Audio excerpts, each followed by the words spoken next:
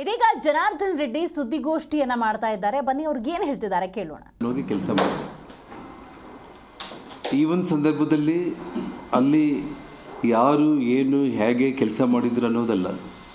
ಅಲ್ಲಿ ಸನ್ಮಾನ್ಯ 83 ವಯಸ್ಸು ಇಳಿ ವಯಸ್ಸಲ್ಲಿ ಕೂಡ ಸನ್ಮಾನ್ಯ ಯಡಿಯೂರಪ್ಪ ಅವರು ಅಲ್ಲಿ ಬಂದು ಪ್ರಚಾರ ಮಾಡಿದರು. ನಮ್ಮ ಕರ್ನಾಟಕ ರಾಜ್ಯದ ಬಹುತೇಕ ಎಲ್ಲ ನಾಯಕರುಗಳು ಕೂಡ ಎಲ್ಲ ಹುದ್ದೆಗಳಲ್ಲಿ ಕೂಡ ಅಧಿಕಾರಿ ಇದ್ದಾಗ ಒಳ್ಳೆಯ ಹುದ್ದೆಗಳಲ್ಲಿ ಎಲ್ಲರೂ ಕೂಡ ಬಂದು ಪ್ರಚಾರ ಮಾಡಿದರು. ಅದರಲ್ಲಿ ನನ್ನೊಟ್ಟಿಗೆ ಶ್ರೀರಾಮುಲು ಅವರು ಕೂಡ ಚುನಾವಣಾ ಪ್ರಚಾರ ಪ್ರಾರಂಭ ಆದಮೇಲೆ ಒಂದು 3 ದಿವಸಗಳು ತಡವಾಗಿ ಬಂದರೂ ಕೂಡ 3 ದಿನ ತಡವಾಗಿ ಬಂದರೂ ಕೂಡ ಒಟ್ಟಿಗೆ ಪ್ರಚಾರಕ್ಕೆ ಅವರು ಕೂಡ ಬಂದು ಕೆಲಸ ಮಾಡಿದರು. ಒಂದು ವಿಷಯ ಏನಂತಂದರೆ ಬೈ ಎಲೆಕ್ಷನ್ನಲ್ಲಿ ಸೋಲು ಯಾಕಾಗಿದೆ ಏನಾಗಿದೆ ಅನ್ನೋದಕ್ಕಿಂತಲೂ ನಾನು ಎಲ್ಲಿ ಕೂಡ ಮಾಧ್ಯಮ ಸ್ನೇಹಿತರು ಯಾರೇ ಕೇಳಿದರೂ ಕೂಡ 4 ದಿನಗಳ ಕಾಲ ಈ ರಾಜ್ಯದ ಮುಖ್ಯಮಂತ್ರಿಗಳೇ ಅಲ್ಲಿ ಬಂದು ಕುಂತು ಪಂಚಾಯಿತಿ ಮಟ್ಟದಲ್ಲಿ ಅವರು ಹೋಗಿ ಪ್ರಚಾರ ಮಾಡಿ ಹಣ ಖರ್ಚು ಮಾಡಿ ಅಲ್ಲಿ BJP ಅಭ್ಯರ್ಥಿ ಸೋಲುವಂಥ ಒಂದು ಪರಿಸ್ಥಿತಿ ಬಂತು. ಇಲ್ಲಿ ಯಾವುದೇ ಒಂದು ವಿಚಾರದಲ್ಲಿ ಕೂಡ ಶ್ರೀರಾಮುಲು ಅವ್ರ ವಿಷಯದಲ್ಲಿ ನಾನು ಯಾವುದೇ ಪಕ್ಷದ ವರಿಷ್ಠರಿಗೆ ಅವ್ರ ಮೇಲೆ ಚಾಡಿ ಹೇಳುವಂಥ ಒಂದು ಅವಶ್ಯಕತೆ ನನಗಿದ್ದಿಲ್ಲ. ನಿನ್ನೆ ಶ್ರೀರಾಮುಲು ಅವರು ಮಾತಾಡ್ತಾ ನಮ್ಮ ಕುಟುಂಬಕ್ಕೆ ಮತ್ತು ನನ್ನ ಬಗ್ಗೆ ಈ ರೀತಿ ಎಲ್ಲ ಕೂಡ ಅವರು ಹೇಳಿ ಯಾಕೆ ಹಿಂಗೆ ಮಾಡ್ತಾ ಇದ್ದಾರೋ ಗೊತ್ತಾಗಲಿಲ್ಲ ಅಂತೇಳಿ ಹೇಳಿದರು.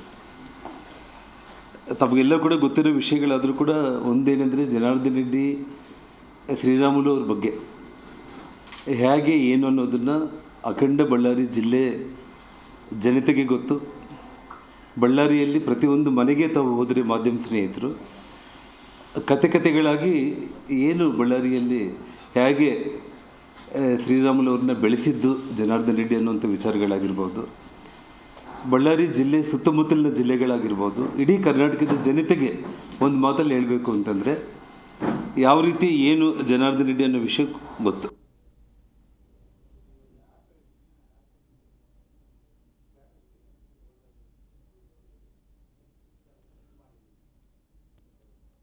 ಯಾರಿಗೆ ಟಿಕೆಟ್ ಕೊಟ್ಟರು ಕೂಡ ಅವ್ರ ಪರವಾಗಿ ಒಬ್ಬ ಸಾಮಾನ್ಯ ಕಾರ್ಯಕರ್ತನಾಗಿ ಪಕ್ಷಕ್ಕೋಸ್ಕರ ನಾನು ದುಡಿತೀನಿ, ಪಕ್ಷಕ್ಕೋಸ್ಕರ ಗೆಲ್ಲಿಸೋದಕ್ಕೆ ಪ್ರಾಮಾಣಿಕ ಪ್ರಯತ್ನ ನಾನು ಮಾಡ್ತೀನಿ ಅಂತೇಳಿ ಹೇಳಿದ್ದು.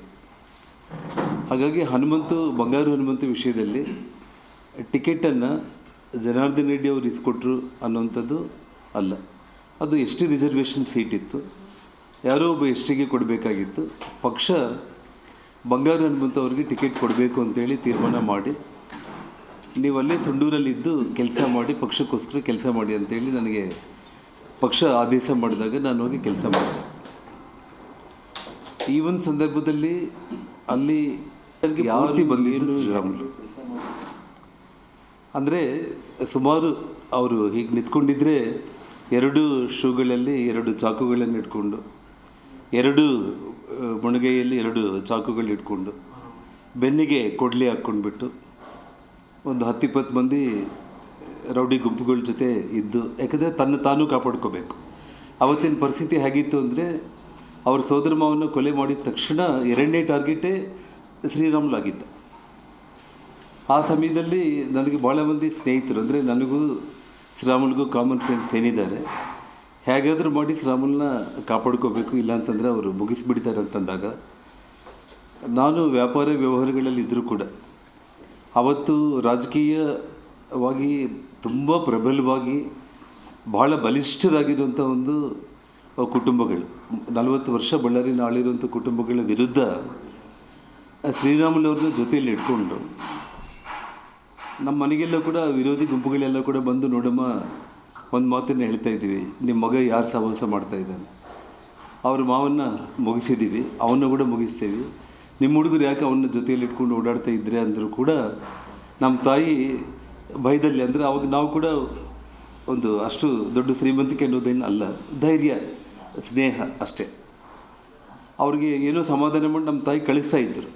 ಆಮೇಲೆ ನನ್ನ ಜೊತೆ ಮಾತಾಡೋ ಟೈಮ್ನಲ್ಲಿ ಅಲ್ಲಪ್ಪ ಅವರಿಗೆಲ್ಲ ಬಂದು ಹೇಳಿದರು ಏನು ಮಾಡೋಣ ಅಂತಂದರೆ, ಅಮ್ಮ ನೀನು ಹೇಳು ಹೇಗೆ ಮಾಡೋಣ ಅಂದರೆ ನಿಮ್ಮ ಪ್ರಕಾರ ನಾವು ಹೋಗ್ತೀವಿ ಅಂದರೆ, ಬೇಡ ಬಿಡು, ಅಷ್ಟು ಒಳ್ಳೆಯ ಹುಡುಗ, ಅವನ ಪ್ರಾಣ ಹೋಗುತ್ತೆ ಅಂತಂದರೆ ಏನು ಇವತ್ತು ಇರ್ತೀವಿ ನಾಳೆ ಹೋಗ್ತೀವಿ, ನಾವೇನು 100 ವರ್ಷ 1000 ವರ್ಷ ಬದುಕಲ್ಲ, ಅವನು ನಂಬ್ಕೊಂಡು ಬಂದಿದ್ದಾನೆ, ಅವನ್ನ ಕಾಪಾಡ್ಕೊಂಡು ಹೋಗೋದು ನಿಮ್ಮ ಜವಾಬ್ದಾರಿ.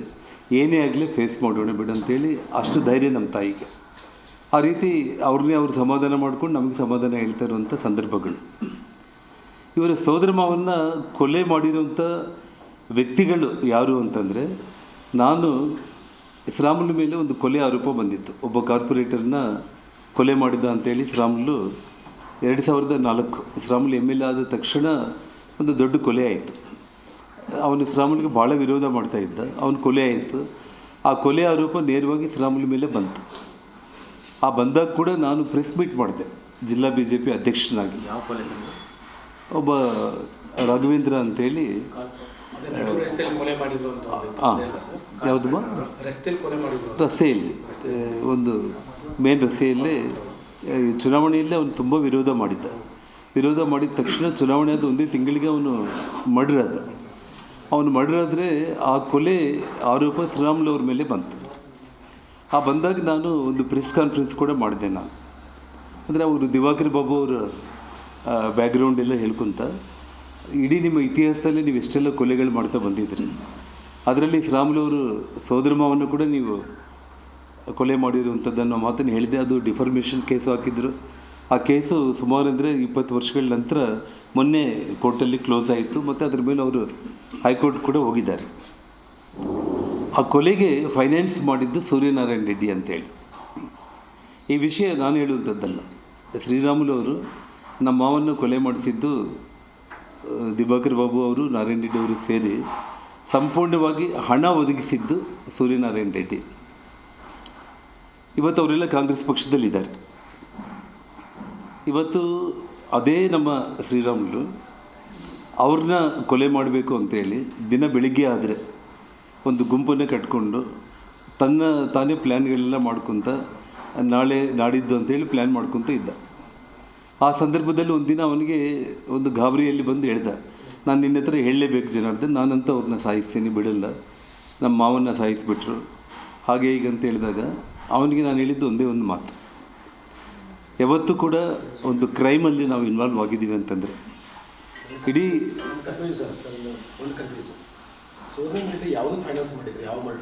ಶ್ರೀರಾಮುಲು ಅವರ ಸೋದರ ಮಾವನ ಕೊಲೆ ಅಂದರೆ ನಾನು ಕಾರ್ಪೊರೇಟ್ರ್ ಕೊಲೆ ಆದಾಗ ಪ್ರೆಸ್ ಕಾನ್ಫರೆನ್ಸ್ ಅಂದರೆ ಶ್ರೀರಾಮುಲು ಮೇಲೆ ಕೊಲೆ ಆರೋಪ ಬಂದಾಗ ನೀವು ಕೊಲೆಗಡಿಕರು ಅಂತೇಳಿ ಅವ್ರ ಮೇಲೆ ನಾನು ಪ್ರೆಸ್ ಕಾನ್ಫರೆನ್ಸ್ ಮಾಡಿದ್ದೆ. ನಾನು ಶ್ರೀರಾಮುಲನ ಜಿ ಕನ್ನಡ ನ್ಯೂಸ್ ಈಗ ನಿಮ್ಮ ಮನೆಯಲ್ಲೇ ನೋಡಿ, ಎಲ್ಲ ಕೇಬಲ್ಗಳಲ್ಲಿ ಈಗ ಲಭ್ಯ.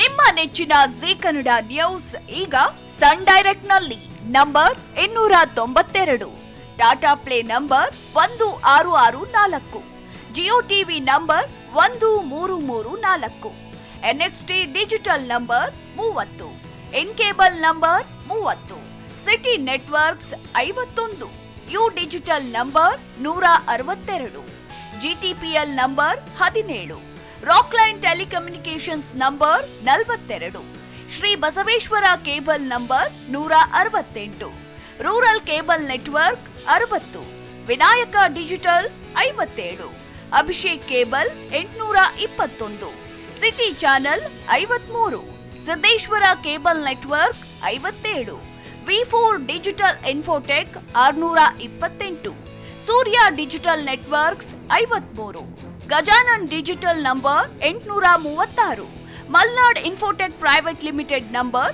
56, Metrocast number 830, victory digital number 167ರಲ್ಲಿ ನೋಡಿ ಆನಂದಿಸಿ.